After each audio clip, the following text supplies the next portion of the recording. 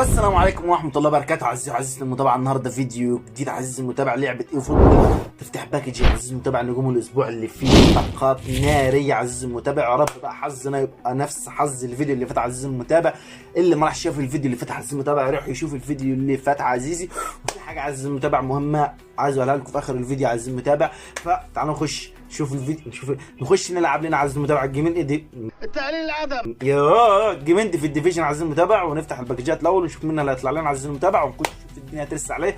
فيلا بينا، ليتس جو. عندك اول حاجه عزيزي المتابع، بص باكج مش عارف البرازيل ده ولا ايه، الدوري البرازيلي ده تقريبا. ايوه الدوري البرازيلي. يا خليفه انت هتعضني ولا ايه؟ كله برازيليين، ده شيء طبيعي يعني، مش هيبقى يونانيين.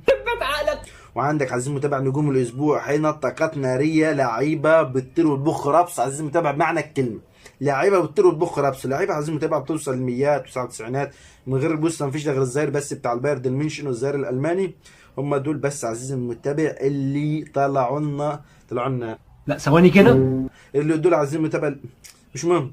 صحيح، اتقي شر من حسست عليه. وصح عزيزي المتابع، بروح اتفرج على الفيديو اللي قيمت فيه بالرابط عزيزي المتابع اللي بدع، بمعنى كلمه بدع. عزيزي المتابع، روح اتفرج على الفيديو بتاعه، نار نار نار عزيزي المتابع، ضرب نار بمعنى كلمه ضرب نار عزيزي المتابع.